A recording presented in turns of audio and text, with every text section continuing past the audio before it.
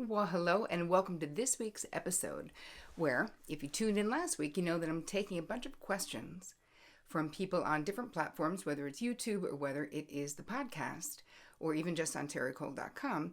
And for the next, now it's 9 weeks, I'm going to be answering your questions. So, a question came in from someone who basically told me the story of how her mother, who she believes is a narcissist, pretty much ruined her wedding, took all the attention away. So I'll tell you the story in a minute, but so what we're going to be handling in today's episode, we're going to be talking about if you're a grown-up and your parent is still alive and you have a narcissistic parent, how to A, determine if you do, and B, what can you do to protect yourself? Because that is definitely what is needed and what is in order, right? So let's start with the story. She was getting married. The mother, it's unbelievable. The story itself is pretty outrageous, and I appreciate, Jamie, thanks for sharing. So the mom, everything had to be about the mom. She was so pissed that Jamie didn't want the exact kind of wedding that she wanted. She insisted on wearing white to Jamie's wedding. I know that sounds out of control, but that is what the letter said. And basically tortured her throughout all of it, saying it wasn't, she was a bad daughter. Everything has to be about her. There was nothing about Jamie's wedding that made her feel special about her. So her question is, what do I do now? I know she's a narcissist. I'm so pissed at her. And I don't know what to do with the relationship. I'm afraid to cut it off because she's so vindictive and mean. What will happen if I cut off the relationship? And then there's a little part of me that loves her and doesn't want to cut off the relationship. So let's just take it from the top with if you are grown up and you have a narcissistic parent. And growing up with a narcissistic parent basically is incredibly painful. But, this is a term, narcissism, that's thrown around so much out here on the interweb. Basically, we could say anyone who is self-absorbed, you'll hear it misused. But what I'm talking about, when you've been raised by a narcissist, the most important distinction is that they have no ability to empathize with their children. So that is extremely painful. They don't have an awareness of how their behavior, or they don't want to be aware of how their behavior impacts their children. You can't have any needs if you have a narcissistic parent. It's all about them. You learn that. I had a client once who had I had many clients who had many narcissistic parents, but this particular story I'm thinking about is that from the time my client was 6 years old, maybe 7 years old, if her mother was sick with a migraine, because the mother suffered from migraines, she would have my client stay home from school to take care of her. So that's like the most obvious role reversal, where when you're the child of a narcissist, whether it's a mother or a father, you're the only adult in that relationship, really, even if you're a child. So it's extremely painful. Narcissistic parents, first of all, it's a very lonely experience. Why is that? Because people think your narcissistic parent is super awesome. They can be very charming, not always, but I would say a lot. Because narcissists feed on the attention. And so they figure out how to, we call it, if it's a romantic thing, we call it love bombing. So they pick someone and then they say what's great about them. And so your friends may think that your mother, who's keeping you home from school because she has a migraine, is awesome. Because when she's with them, she's lovely. She's telling stories. She's funny. Same thing with if you have a dad like this. So it's very lonely because you don't want to tell people. It's like the secret shame of having a parent who ultimately, it's very, very challenging for someone who is a true narcissist, narcissistic personality disorder, to love their child. Because they don't even really love themselves, right? It's the self-loathing inside a narcissist, the extremely fragile ego, the insecurity that they have that makes them need all of this. We call it narcissistic supply, right? I had another client who was a very skilled musician and had lots of success early on in his career. And he had a father who was way overly into his career, but also was always taking credit. I taught him that. I did that. He's like, that's why he does that. It's me, me, me. And it's so painful to be used by a narcissistic parent where they're not there when the times are hard. You can figure that out yourself. But anytime anything good is happening, they will swoop in and either try to sabotage it for you. If it's a relationship, you'll find if you were raised by a narcissist, a lot of times, especially with mothers, they'll get overly involved with your friends, right? They'll have relationships with your friends. You're like, okay, that's odd. But I've seen it over and over again. And also they'll tell people things that you've told them in confidence, which P.S. never do, because they will always break the confidence. But all of these things, it's a very painful way of growing up. And now that you're grown up, if you've had these experiences, there are things that you can do to make it better. So part of it is you have to understand that you're always going to be in conflict, most likely, with your relationship with a narcissistic parent. It is so painful to just not be seen, to really understand that there is a lack of capacity for them to love you in the way that you want to be loved, even now as a grown-up. Some narcissists mellow somewhat with age, some get worse with age.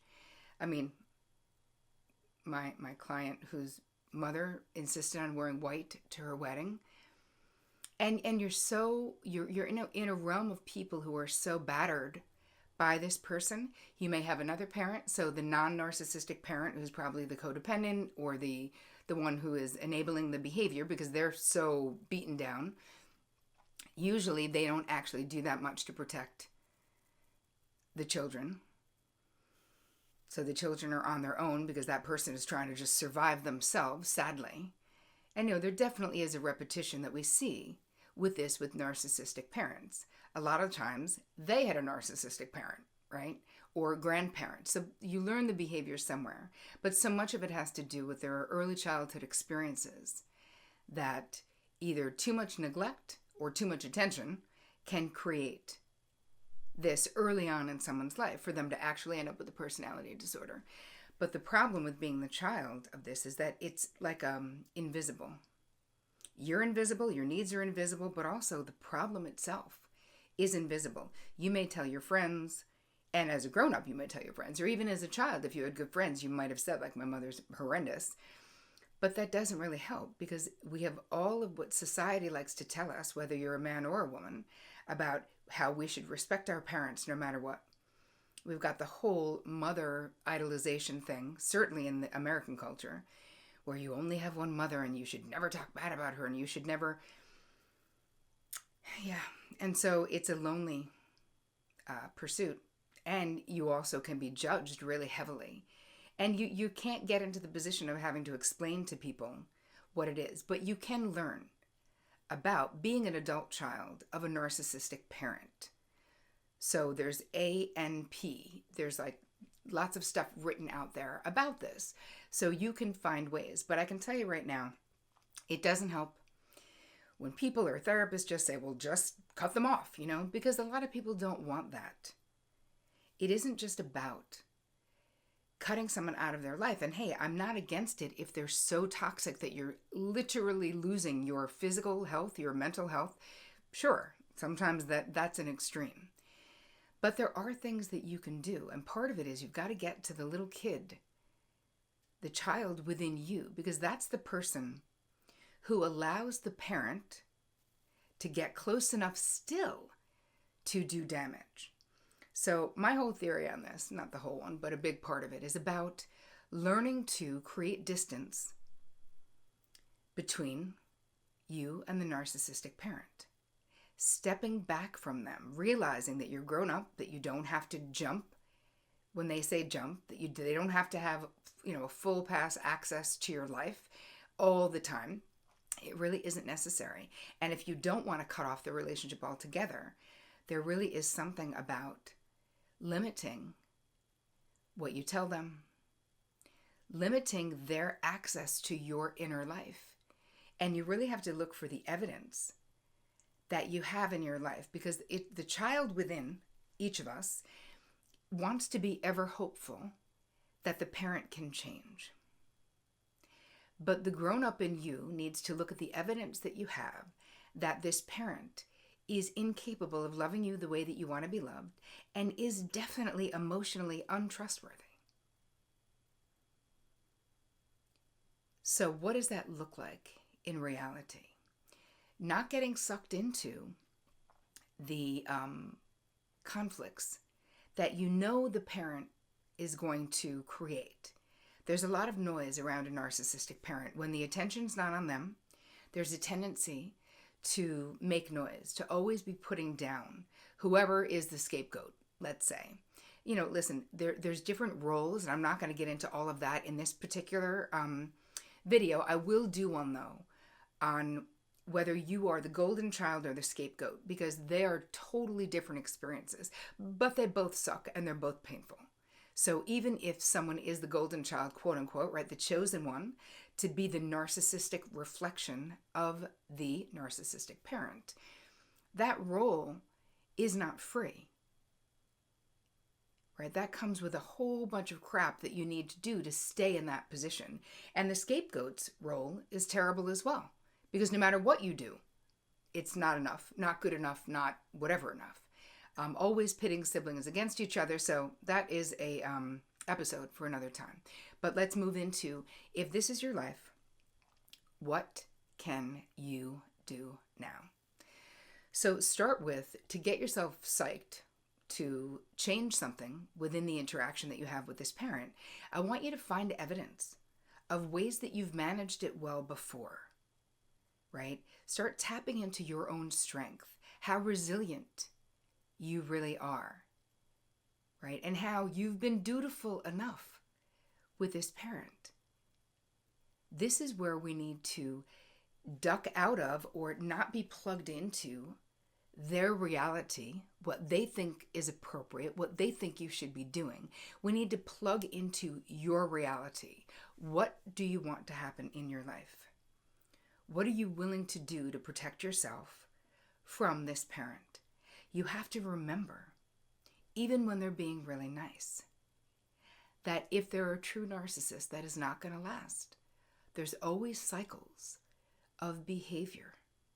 You will always regret telling them something that matters to you, because there will be a point when they will exploit it if they're a true narcissist. This is just the nature of the beast. It's like, what happens? So I want you to think about, A, how strong you are already. Look for evidence and different situations of things that you have, how you've managed it well, when you have felt good leaving an interaction or a conflict with them. And I want you to think about ways that you can protect your internal life from this parent. So acceptance, right? Awareness that something has to change is first step. Acceptance that they're never going to be who you want them to be. And it's sad and it's painful. And yet this is what has to happen. There has to be an acceptance around their limitations. You have to stop taking it personally. Stop asking the question why. So many clients, so many women in my courses, in my groups, saying, but why would a mother do this? That's not what we're talking about. Asking the why to a question you will never have the answer to is just futile and painful. And you're also applying things that are normal to someone who is dysfunctional. A mother who had the capacity to be loving would never feel compelled to try to wear white at their daughter's wedding, to make it about them. No, that's someone who is painfully insecure. That's someone who can't stand a moment of giving their child the floor. Healthy parents are happy to do that. What can I do? How can I support you? narcissistic parents are like, no, how can you be of service to me now and always? So now that you're grown up, you have to decide who you're willing to be of service to. And if you are sort of perpetuating and condoning or colluding with this parent by keeping the interaction going the way that it is, step back. Now, I've done a bunch of videos on narcissism. I talk about the gray rock method, which is basically, I'll put a link there. Someone on the internet actually created that. I did not. So there's a particular link that I can link it to so you can see it and read the original post if you haven't. But the basic premise is that a way to not become a target for a narcissist is to become very boring, is to become like a gray rock. So the theory, and it's a true theory, that narcissists hate to be bored. They love things that are shiny and exciting and glamorous, but they hate to be bored. And so if you become boring, they move on. They get their narcissistic supply, which is like drama and the pain of other people and ego food for themselves. They get it in other places. So that also makes for a not very satisfying relationship, but if you don't want to cut off altogether, there's a way that you can draw boundaries. But stepping back and realizing that it's not just your right, but it is your obligation, especially if you have children. Especially if the toxicity of your narcissistic parent is going to be negatively impacting your kids. It would be, it's definitely your job to not let that happen. So I had a client who has a very narcissistic mother, and there was a period of time when the kids were little that she would go visit her mom, and her dad wasn't in the picture, and she would let the two daughters stay with the grandma, like, oh, we'll have a sleepover, it'll be fun. As soon as the daughters got to be an age where they're acting out a little bit, asserting themselves, right, not worshiping the grandmother the way that they had, my client saw how her mother started doing to her daughters exactly what she had done to her, putting her down, being critical, judgmental, telling her she's fat, telling other people their business, all of these terrible things. And at that point, my client had to make a decision that no more staying with grandma. Like, it's not happening. So we'll go visit. We all stay in a hotel. And her mother flipped out and she was like, I don't care. I don't care. I cannot let you do the damage to my daughters that you did to me. It's just so incorrect. So a lot of times it's our children that will inspire us to draw the boundaries we need to draw. So limiting interaction, not telling them anything that's super important to you, and being willing to let the chips fall where they may a little bit. So stepping back. And if you're the golden child, not doing everything, not feeling like you need to do that. Learn more about having a narcissistic parent. But what I want this I want this episode to do for you is to let you look at, and I've created a whole checklist so you can actually see if you're unsure if your parent is a narcissist. I'll give you a whole bunch of ways to determine whether they are, but also some steps to take to start to establish yourself away from them. And the biggest thing is giving yourself permission and knowing that in taking care of you and the family you've created, that is not you being selfish or disloyal.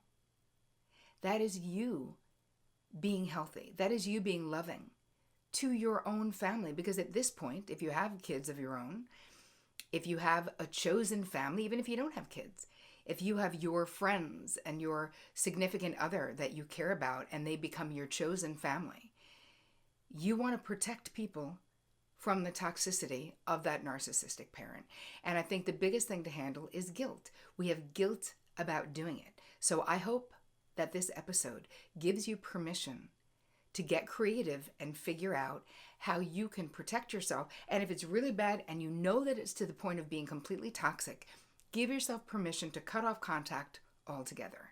That is your right. It wouldn't be the first step, but it is a last resort, because if it comes down to you or them, you have to choose you. So I hope that this episode is inspiring to you, liberating to you in some way. Understand that I see you, even if other people in your life don't see this. I know exactly how painful it is to have a narcissistic parent, and how that ripple effect just keeps going unless you choose something different. So this is me cheering you on like a wild maniac. If you like this episode, if it helped you, please share it on social media. If you are listening to this on the podcast and you are really into the show, do me a favor, go to iTunes and drop a positive review. I'd super appreciate it. If you are watching this on YouTube but you're not a subscriber, please subscribe. Podcast people, subscribe to YouTube. Don't you want to see the video? I think you do. Anyway, I just want to say thank you for sharing, for reading, for listening, for watching. I will see you next week. And as always, take care of you.